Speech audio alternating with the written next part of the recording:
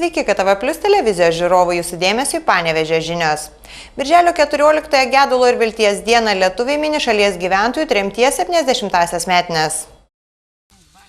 Tai Teresė Giedriminė, gyvenusi su savo broliais, tėvais, seneliais šalia Svedasų esančiame dvare iki 1941 metų. Jai buvo 10 metų, kai vieną naktį jų duris pasibeldė NKVDistai. Pasiturinčių ūkininkų Juodviršių šeima buvo susodinta į vežimus ir išvežta link artimiausios geležinkelio stoties ilgai kelioniai į tremtį. NKVDistai dvare rado ne visus, nes dvaro šeimininkas ir sūnus spėjo pasislėpti siaurame tarpe tarp dvigubų durų. Po dvaro liekanas vaikščiojantį anūkę Aušra tos nakties istoriją girdėjo daugelį kartų. Todėl net dabartiniuose griuvėsiuose ji randa tas dvigubas duris, kurios išgelbėjo jo senelį 1941-aisiais. Buvo dvigubos durys, kaip pasakyti, vienos, kitos ir kitos. Ir jie tarp tų dviejų durų su to kostu, su šautuvu ir pratupėjo visą laiką. Ir jų čia nieks nerado. Bet čia va šitam, kur prielipas.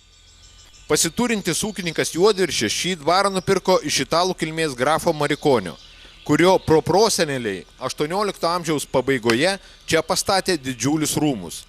Vienas buvusio dvaro bokštas net priminė Ryterių pilį. Tada dar 9 metų Teresė mėgdavo žaisti šalia esančiame parke kartu su savo keliais broliais. Kur gyvenom ir kur negyvenom, čiagi negyvenamas, čiagi didelė salė, va, kur jungia buvo, mamos vestuvės čia buvo, va, kur medeliai auga, va čiagi. Čia labai didelė salė, čia buvo... Gyvenamas čia buvo salionas, čia buvo, ten buvo svečių miegamas, čia buvo salionas, čianai buvo valgomasis svečių šitas galas.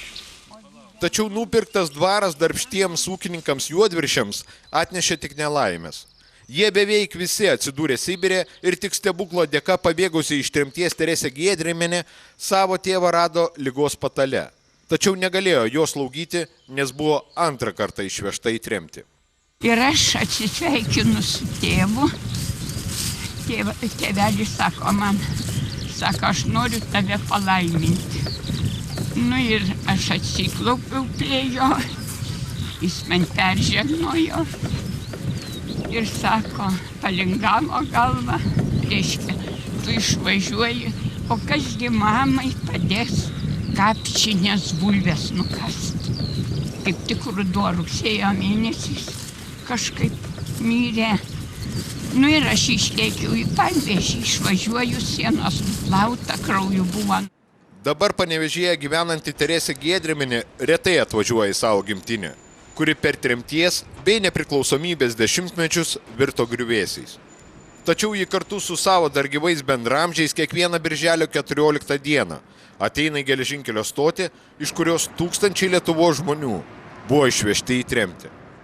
Tiesa, poniai Teresei, kuriai jau 80 metų, labiausiai pykta ne ant tų, kurie net 2 kartus vežė į Sibirą, o ant dabartinių valdininkų, kurie per 20 nepriklausomybės metų taip ir nesugebėjo pilnai grąžinti žemę, kurioje gyveno didelė ir darbšti Juodviršių giminė.